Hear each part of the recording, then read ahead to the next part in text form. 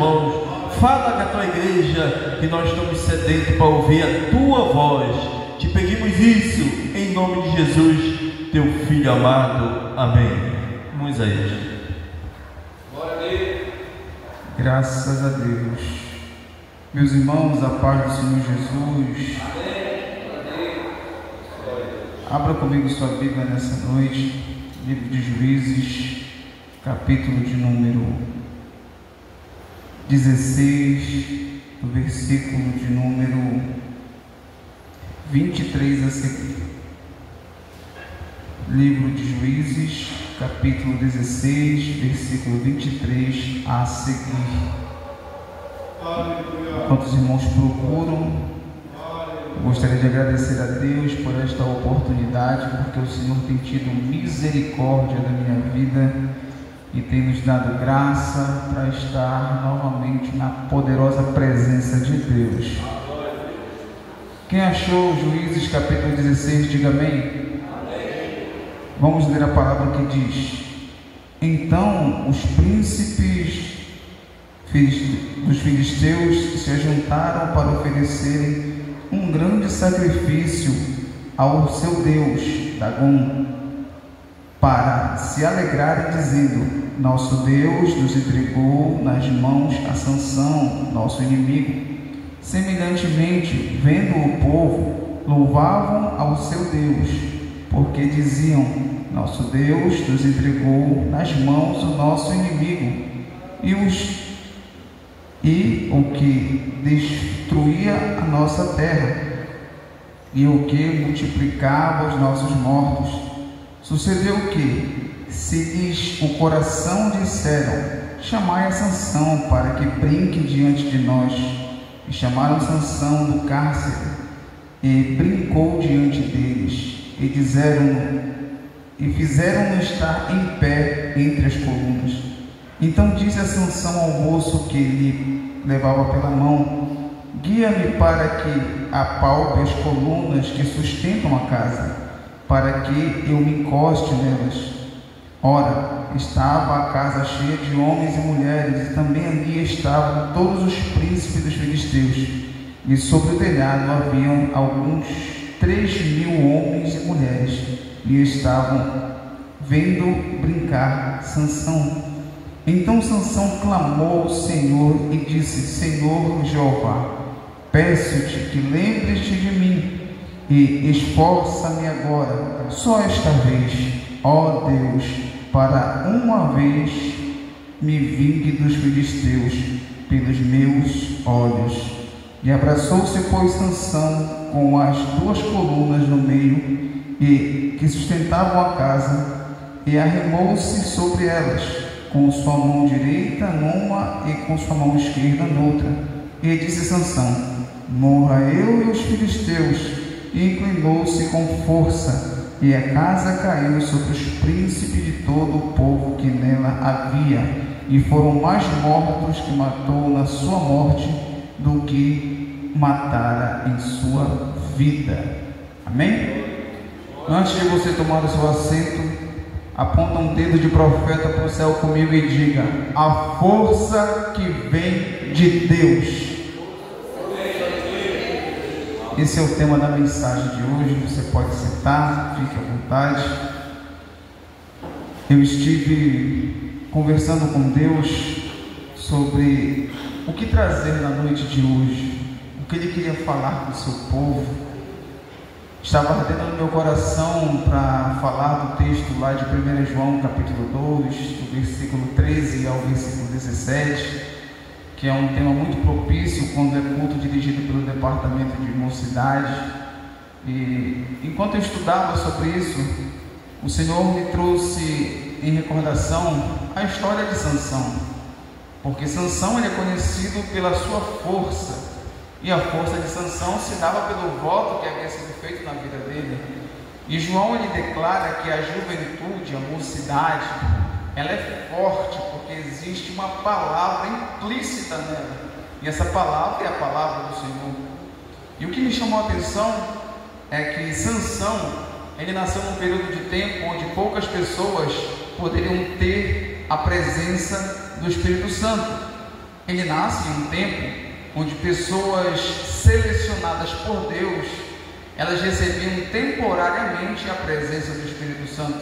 Ele nasce sob um período de tempo conhecido por nós como o período da lei, que é a quinta dispensação bíblica que rege o Antigo Testamento. Toda a Bíblia ela é regida por 7 dispensações. Quantas dispensações? Não ouvi. Isso prova que você está acordado e prestando atenção na mensagem. São 7 dispensações que regem toda a Bíblia, iniciando pela inocência, consciência, governo humano, a era patriarcal e a lei. São as 5 dispensações que regem o Antigo Testamento. O Novo Testamento é regido pela dispensação da graça, e a última, mas não menos importante, é o período milenial, que ainda não estamos vivendo, mas brevemente em Jesus nós vamos viver esse período. Nós estamos vivendo atualmente a 6ª dispensação bíblica, que é a graça, a manifestação do Espírito Santo através da vida de Jesus, que atualmente se manifesta na igreja e através da igreja. Mas Sansão não nasceu na graça, pelo contrário, ele nasceu na dispensação da lei do Senhor, onde uma vez que Deus escolhe o indivíduo para representá-lo, a presença do Espírito Santo iria visitá-lo de tempos em tempos. Como nós vemos no princípio da história deste mesmo homem, que é tema da mensagem de hoje, nós vemos que Deus visitava ele de tempos em tempos, e Deus usava a vida dele para destruir os inimigos do povo de Deus, que naquele presente momento eram os filisteus, que se levantavam contra o povo de Deus, que escravizavam e faziam guerra contra o povo de Deus. Mas o que mais me chama a atenção é o princípio da história de Sansão. Sansão, sua mãe, ela era estéril, ou seja, ela não poderia conceber, mas o anjo do Senhor, ele visita ela e diz que ela iria gerar um menino, e esse menino iria fazer grandes coisas em nome do Senhor. E a expressão anjo do Senhor, ela aparece algumas vezes no Antigo Testamento, e é uma forma que Deus ele utiliza para visitar a terra. Em toda a Bíblia Sagrada nós temos algumas classificações dos anjos, quer sejam os querubins, os serafins, os ufanins, os tronos, potestades, o anjo do Senhor e o arcanjo. Então nós temos classificações de anjos, mas quando você vê na Bíblia Sagrada a expressão anjo do Senhor, você tem que entender que foi o próprio Deus que se manifestou e veio visitar o seu povo. A própria presença manifesta de Deus disse: eu vou abrir a tua madre e você vai gerar uma criança, e esta criança você vai separar para mim, porque em meu nome ele fará coisas grandiosas. E após ela ter ouvido estas palavras vindas do anjo do Senhor, que ela interpretou como se fosse um homem de Deus, ela vai e fala para seu esposo, e seu esposo ora a Deus para que este anjo, este homem de Deus, viesse novamente aparecer, para dar instruções de como deveriam tratar o menino. Então novamente o anjo do Senhor aparece a eles e começa a dizer: ele não vai passar navalha na sua cabeça, ele não se alimentará de nenhum animal impuro, não beberá bebida forte, porque ele vai ser nazireu desde o ventre, e daí surgirá uma força sobre-humana sobre a vida dele. Então ele foi separado. O voto do nazireado ele poderia ser vitalício ou por um tempo determinado, servindo tanto para homens quanto para mulheres. E é interessante saber que durante aquele período de separação, o indivíduo que fazia este voto para com Deus, ele recebia coisas de Deus que nem todo mundo recebia. Ele recebia uma presença diferente, ele recebia uma unção diferenciada para fazer a obra de Deus. E o que me chama a atenção é que este Sansão agora, ele está fazendo a obra de Deus, está derrotando os inimigos do povo de Deus, está dizimando, destruindo e multiplicando os mortos daqueles que são tidos, por figurinha classificada, como inimigos do povo de Deus. Só que Sansão, como todo ser humano, sujeito a erros e a pecados, ele começa a se esquecer que a força dele, a força que ele possuía, não era de origem própria. Ele se esquece que para obter aquela força, ele tinha feito um voto, ou melhor dizendo, que para ele ter toda aquela força, Deus havia concedido a ele graça através de um voto. Ele se esqueceu que a autoridade e a autonomia que ele fazia aqueles feitos sobre-humanos provinha de Deus, era proveniente de Deus. E quando ele se esquece disso, ele começa a se distanciar dos princípios divinos. Todo nazireu ele não pode tocar nenhum animal morto. Todo nazireu não pode beber bebida forte. Todo nazireu não pode passar a navalha na sua cabeça, pois iria quebrar o seu corpo. E o que me chama a atenção é que, dado momento, ele se apaixona por uma mulher que não era da sua nacionalidade. E ele, com sua mãe e seus pais, vão visitá-lo. E no caminho que estava visitando, se não me engano, era perto das vinhas de Tina, surge um filhote de leão, um filho de um leão, bramando, querendo tragá-lo. E o Espírito do Senhor se apodera dele e ele parte o leão no meio, como se não fosse nada. Eles prosseguem seu caminho e regressam. E no dia seguinte, ou tempos depois, ele volta pelo mesmo caminho. E ele se lembra que naquele determinado ponto ele tinha enfrentado o leão e tinha acabado com a história daquele leão, tinha vencido aquele leão. Então ele desce para ver o corpo do leão. E quando ele encontra o corpo do leão, o corpo estava ali em decomposição, mas as abelhas fizeram dele uma casa, fizeram morada e começaram a produzir mel. E o que me chama a atenção é que, mesmo Sansão sendo um nazireu desde o ventre, mesmo ele sendo um indivíduo que fez um voto com Deus, ele se esquece dos seus princípios e não somente toma para si aqueles favos de mel, como levar para seu pai e para sua mãe. E sabe o que eu quero dizer com isso na noite de hoje, meus amados irmãos? Nós não podemos nos colocar em tentação. E como é culto dirigido pelo departamento de jovens, é bem propício eu falar sobre isso. Nós temos lutas diárias, e é difícil ser um jovem cristão nos tempos atuais. É difícil se manter cristão nos tempos atuais. Nós enfrentamos lutas, nós vencemos batalhas silenciosas, multidões internas, nós lutamos diuturnamente que tentam nos derrubar. Mas a Bíblia vem dizer que nós somos bem-aventurados quando passamos por provação. Tiago 1:12 diz: bem-aventurado é aquele que passa por tentação, porque depois de ser provado, receberá a coroa da vida que Deus tem reservado para aqueles que o amam. Ou seja, a provação ou tentação é algo que provém por permissão de Deus, para que nós venhamos ser felizes ao ser aprovados. Mas a Bíblia não nos ensina a nos pôr em provação, a nos pôr em tentação. Uma vez que você já venceu o seu leão diário, não volte lá para ver o cadáver. Por que, irmão Isaías? Porque quando você chegar lá, vai ter favos de mel te esperando. Eu vou repetir: se você já venceu uma tentação, uma provação, não se coloque novamente no caminho da tentação, porque se você voltar lá, vai ter favos de mel te esperando. Não se põe em prova, não se põe em tentação. Pelo contrário, fuja da aparência do mal. Sansão tomou para si, tornando-se impuro. A impureza estava sobre ele. Se não bastasse isso, ele levou para dentro da sua casa, levou para sua mãe, levou para o seu pai. E sem falar que não falou de onde estava vindo aquele mel. Sansão foi definhando, foi decaindo. Foi a queda do homem de Deus, ela é gradativa, é gradual, é deixando de fazer os princípios básicos que levam a gente a ter intimidade com Deus, é ver aquilo que nós fazemos por prazer, para ter a presença de Deus, encarar como obrigação.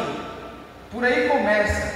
E quando nós vemos, o último estágio é sair do meio dos irmãos, porque primeiro nós saímos da presença de Deus. E Sansão continuou se distanciando cada vez mais da presença de Deus, ao ponto que ele viu uma mulher, isso mexeu com o coração dele. E ele foi fazer aquilo que eu denomino como namoro evangelístico. E o que é um namoro evangelístico, irmão Isaías? Namoro evangelístico é eu ser cristão, me envolver com uma jovem que não tem os mesmos princípios cristãos que os meus, tentar me relacionar afetivamente com ela, ao ponto de eu imaginar, vou trazê-la para a presença de Deus e vamos ser felizes na presença de Deus. Mas está muito mais propício, irmãos, a sair da presença de Deus e acompanhá-la nas coisas do mundo. porque um abismo ele puxa o outro. É bem mais fácil quem está no fundo puxar quem está em cima do que quem está em cima puxar quem está no fundo. Por que, irmãos? Porque o propósito é errado. Se começa errado, tem uma grande tendência a terminar errado. Se o que está motivando nos aproximar de pessoas são sentimentos carnais ou sentimentos humanos, a tendência a nos distanciarmos de Cristo é muito grande. E foi isso que aconteceu com Sansão. Daí em diante começou a ruína deste grande homem de Deus. E ela perguntando incisivamente para ele: me conta, qual é a fonte da tua força? E ele falou uma mentira para ela, e ela acreditou e passou para os inimigos vieram, tentaram, mas não conseguiram prendê-lo. Foi por 3 vezes, e por 3 vezes aconteceu como ele havia falado, e ele não percebeu que aquele sentimento, aquela emoção que ele sentia estava levando ele à ruína. Esqueceu que a vida dele era um propósito de Deus, era um sonho de Deus, um projeto de Deus. Antes dele viver, foi Deus que disse: eu vou abrir a margem da sua mãe, e você vai fazer coisas grandes em meu nome. Mas ele se esqueceu disso, esqueceu que desde o ventre ele foi separado, escolhido para viver uma história diferente. Mas ele se entregou às paixões desta vida, se relacionou com uma mulher que não era da sua nacionalidade, que não tinha seus princípios, que não respeitava seus votos, que não respeitava o seu Deus, que estava com ele por puro interesse. E quando ele revelou que a força dele era proveniente de um voto que ele havia feito com Deus, e que se raspassem as tranças do seu cabelo, ele perderia a força e seria como um homem qualquer. A partir desse momento, quando ele dormiu no colo de Dalila, ela fez sinal para os homens inimigos de Deus, vieram até ele, tiraram a trança dos seus cabelos, da sua cabeça, e ele não percebeu que Deus havia se ausentado dele até o momento que vazaram os olhos dele, até o momento que ele foi encarcerado, até o momento que ele foi linchado pelos seus inimigos. Ele só percebeu que estava fora da presença de Deus quando ele se viu sozinho, abandonado, escarnecido. E aquele grande amor que ardia no coração dele por aquela mulher não foi suficiente para preencher o vazio que ficou da presença de Deus na vida dele. E eu venho falar isso com muito temor, tremor e respeito. Não troque a presença do Espírito Santo de Deus por um relacionamento passageiro. Não troque aquilo que foi preço de sangue por meras palavras ilusórias. Satanás, nosso adversário, ele usa táticas diferentes, com pessoas diferentes, para derrubá-las e tirar aquilo que é mais precioso na vida dele ou dela. Na primeira dispensação bíblica, que é a dispensação da inocência, ele derrubou os indivíduos que eram alvo do milagre de Deus de 2 formas.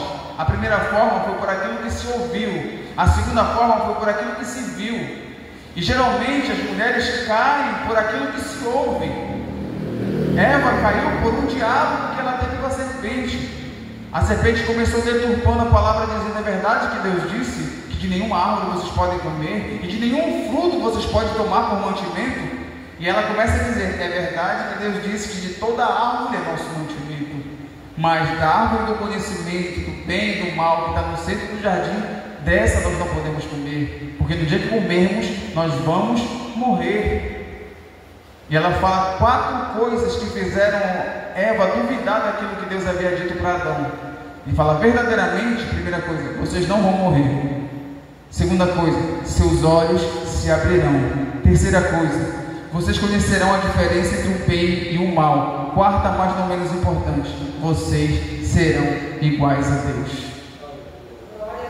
Depois que ela teve essa conversa com a serpente, aquilo ficou martelando na mente dela, ao ponto dela pecar em 3 aspectos que João cita na sua epístola: concupiscência dos olhos, concupiscência da carne e a soberba da vida. Primeiro, ela observa o fruto, e Moisés vai dizer que era bom para dar entendimento, era um fruto formoso. Então ela viu concupiscência dos olhos. Ao ver, ela se aproxima E ao se aproximar, ela toca, e ao tocar, ela come, e ao comer, ela não morre de início, ela não sente nada daquilo que Deus havia advertido que iria acontecer se ela comesse do fruto, se eles comessem do fruto. Então ela leva para Adão, e Adão não cai por aquilo que ouve, porque ele já tinha ouvido de Deus que não deveria comer, ele cai por aquilo que vê. Ele viu que Eva comeu do fruto e não morreu. Então ele come por aquilo que foi induzido, aquilo que ele viu. Então todo ser humano tem uma forma que Satanás usa para derrubá-lo. Geralmente, para algumas pessoas, ele derruba por aquilo que ele fala nos ouvidos dela. Por outras, ele derruba através das ações que ele é feito na frente dessas pessoas, pela vista e pela audição. O primeiro casal caiu por aquilo que ouviu e depois por aquilo que viu. E a presença do Senhor se ausentou deles, porque eles estavam nus, mas não tinham vergonha. Mas quando pecaram, a primeira consequência do pecado foi a vergonha, porque eles quiseram se esconder de Deus, porque a presença do Espírito Santo já não estava mais neles. Aquela presença que se movia sobre a face das águas tinha se ausentado deles. E foi assim durante todas as 5 dispensações bíblicas.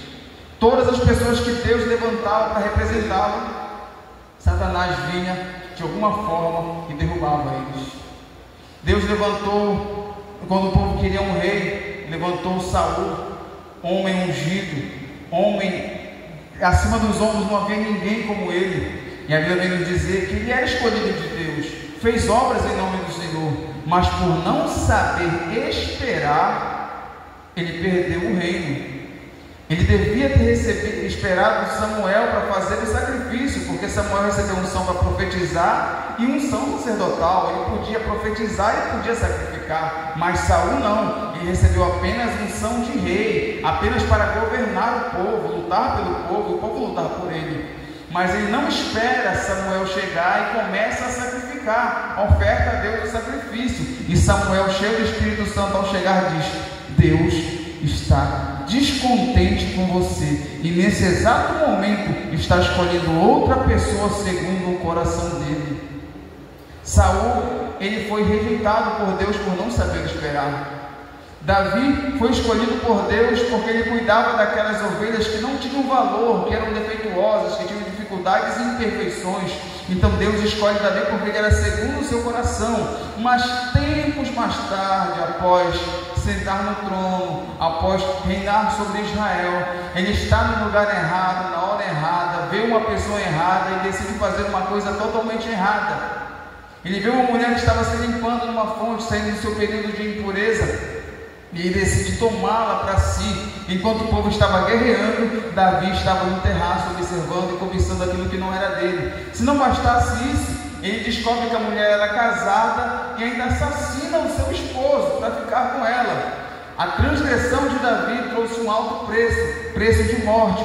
Deus teve misericórdia da vida de Davi, não matou ele naquele presente momento, mas a criança que foi fruto desse relacionamento pagou o preço. Por mais que ele tivesse jejuado 7 dias e 7 noites por aquela criança, Deus feriu a criança com uma enfermidade mortal e ela não resistiu. Mas daquela mesma esposa, daquele mesmo relacionamento, surgiu outro indivíduo, que viria a ser Salomão, um homem com muita sabedoria, com muito entendimento, que antes dele não houve e depois dele não haveria um indivíduo com tanta sabedoria dada por Deus.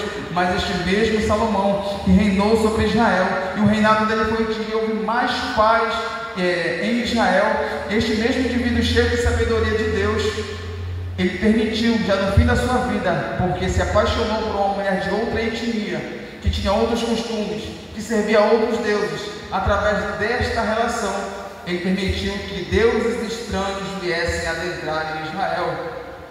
E o inimigo foi derrubando um após o outro, porque eles se esqueceram que a verdadeira força que era dada a eles não era proveniente deles próprios, não era do cargo que eles exerciam, mas era a presença do Espírito Santo que estava na vida deles. Era a presença manifesta do Espírito do Senhor que estava sobre eles. Sansão, ele se arrepende na última hora, porque ele estava sendo ali humilhado pelos seus inimigos. tinha revelado o seu segredo, tinha sido traído, mas no momento que ele clama a Deus, no momento que ele ora a Deus, Deus ouve o clamor das suas orações e envia até a presença de Sansão, a presença do seu Santo Espírito. E foi naquele momento que Sansão entendeu que verdadeiramente a força dele nunca esteve nos seus cabelos, a força dele sempre esteve em Deus. Irmãos, é isso que você quer dizer com isso na noite de hoje? Irmãos, a sua força, a minha força, não está no cargo que você está exercendo, não está na sua ocupação na igreja, não é o cargo ministerial que você exerce, não é o grupo de departamento que você está na frente, não. A força que reside em você, ela é proveniente dos altos céus, não é uma força na visão horizontal, pelo contrário, é uma força que vem da vertical, que você pode estar sozinho no deserto igual Jacó, mas se você colocar sua cabeça sobre uma pedra, você vai ter um sonho, uma visão de Deus, e essa visão você vai ver anjos que estão ligados numa escada que está ligada do céu na terra, e nessa escada tem anjos que sobem e anjos que descem. Sabe por quê? Moisés vai dizer que os anjos subiam e desciam, porque toda a visão de Deus, ela te faz olhar para cima, toda a visão de Deus te faz olhar para o alto, toda a visão de Deus te faz olhar para o Criador dos céus e da terra. Sua força é proveniente de você mesmo, sua força não é proveniente do cargo que você está exercendo, pelo contrário, sua força é proveniente da pessoa do Espírito Santo de Deus. Já foi lido aqui, Apocalipse 3:10, preserve em você aquilo que você tem, aquilo que te foi dado, porque brevemente o Cristo estará voltando. Guarda o que tens, para que ninguém tome a tua coroa.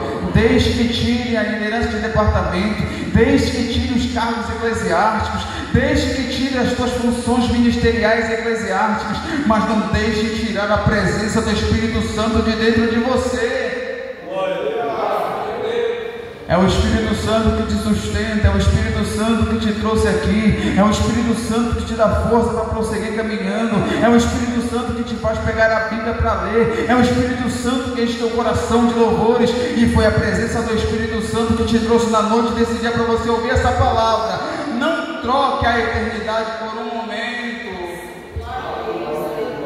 não se prenda em um julgo desigual, porque namoro evangelístico, irmãos, relacionamento entre o crente e o mundo tem que ser muito evitado. Porque, meus amados irmãos, os tempos são maus.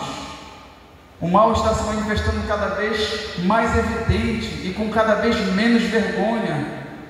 E muitos têm se escandalizado, muitos têm abandonado, muitos têm apostatado.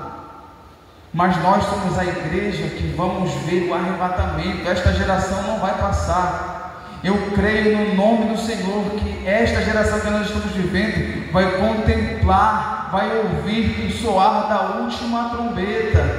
E aqueles que estão preparados vão receber esta grande bênção da parte do Senhor. Lembre-se, a força da igreja não é proveniente da terra. A força da igreja, ela vem do céu. A minha força, a sua força, ela provém de Deus. E hoje é noite de renovação, hoje é noite de restauração, hoje é noite de novidade de vida, hoje é noite de avivamento, hoje é noite de você sair daqui diferente, não da mesma forma que você entrou, mas sair daqui impactado pelo manifestar da presença do Espírito Santo de Deus. Eu profetizo em nome de Jesus que aqueles que chegaram tristes sairão daqui alegres, aqueles que chegaram cansados sairão daqui renovados, aqueles que aqui chegaram se arrastando não voltam se arrastando para suas casas, irão voltar voando nas asas de um novo tempo. Eu profetizo um tempo de prosperidade, um tempo de paz, um tempo de manifestação dos dons espirituais, um tempo de batismo com o Espírito Santo. Eu profetizo em nome de Jesus que aqui na comunidade de Maurícia vai começar aqui na congregação Rio Jordão um avivamento poderoso, com salvação de vidas, salvação de alma, libertação de vidas, novidade. Eu profetizo o crescimento dos conjuntos, eu profetizo a libertação de vidas, eu profetizo em nome de Jesus que na sua casa, na sua vida, na sua família, no meio da sua parentela, Deus está entrando com salvação, com libertação. Culto da família vai ter um outro significado para a sua vida, porque a força que está em você não é da terra, a força que está em ti, ela provém do céu. A força que está em ti não vem dos homens, a força que está em ti provém de Deus. Quem te sustenta é a pessoa do Espírito Santo, e é esse Espírito Santo que derrama o amor de Deus em nossos corações. Romanos 5,5 está escrito: e a esperança não traz confusão, visto que o amor de Deus é derramado em nossos corações pelo Espírito Santo que nos foi dado. É o Espírito Santo que te sustenta, é o Espírito Santo que intercede por ti com gemidos inexprimíveis. É o Espírito Santo que volta e meia ele tenta falar contigo, te chamando para orar, te chamando para ler, te chamando para consagrar, te chamando para jejuar. Então, se você ouvir a voz do Espírito Santo, não ignore, atente para a voz dele, porque ele quer te usar poderosamente sobre a face dessa terra. Ele quer fazer obras grandes através da tua vida. Ele quer usar a tua vida para alcançar novas vidas. Eu não sei porque eu estou falando isso nessa noite, mas Deus está mandando direcionar esta mensagem para alguém. Ei, não é tempo de ficar calado, não é tempo de ficar acomodado, não é tempo de ficar conformado. Pelo contrário, é tempo de descer em oração, é tempo de buscar, é tempo de fazer aquilo que você deixou de fazer, é tempo de jejuar, é tempo de consagrar, é tempo de meditar na palavra, é tempo de ser cheio do Espírito Santo, é tempo de ser igreja na essência da palavra igreja, sair para fora e anunciar que Cristo vive. Oh, glória ao nome de Jesus. Sansão, ele viveu num tempo diferente do nosso, mas ele fez grandes coisas na sua vida, mas devido à sua desobediência, devido à sua ausência de vigilância, ele perdeu sua vida. Mas na sua morte, como esse último versículo que lemos, ele matou muito mais dos inimigos do povo de Deus do que em sua vida, provando que até no último instante a misericórdia de Deus se manifestou através dele. E eu quero dizer isso na noite de hoje, para encerrar a minha oportunidade, dizer, irmãos, que nós não vivemos no tempo de Sansão. O Espírito Santo ele não nos visita em tempos. Nós vivemos na graça do Senhor, a sexta dispensação bíblica que rege o Novo Testamento. E nessa dispensação, o Espírito Santo ele veio de malas lá do céu para morar dentro da igreja. E igreja não me refiro ao templo físico que estamos, isto aqui é a congregação, a casa de oração. Mas a igreja que eu me refiro somos eu e você. Igreja como organismo, pessoas que compõem um grupo, que carregam no seu interior a glória de Deus e levam a fé através da palavra do Senhor. Nós somos a igreja de Jesus. E esta igreja ela tem poder do alto que vem do Espírito Santo. A palavra igreja é um termo grego que é traduzido eclésia, uma junção de duas palavras, ek e clésia, que na totalidade significa tirados para fora. Eu e você fomos tirados da morte para a vida, das trevas para a luz, para fazermos a diferença. Nós somos a geração eleita, o povo escolhido, o sacerdócio real. Nós somos a ovelha do sumo pastor que nos escolheu, irmãos. Nós somos os escolhidos do Senhor. E dentro de nós existe a presença manifesta do Espírito Santo. Amém, meus irmãos? Quero agradecer essa oportunidade em nome de Jesus.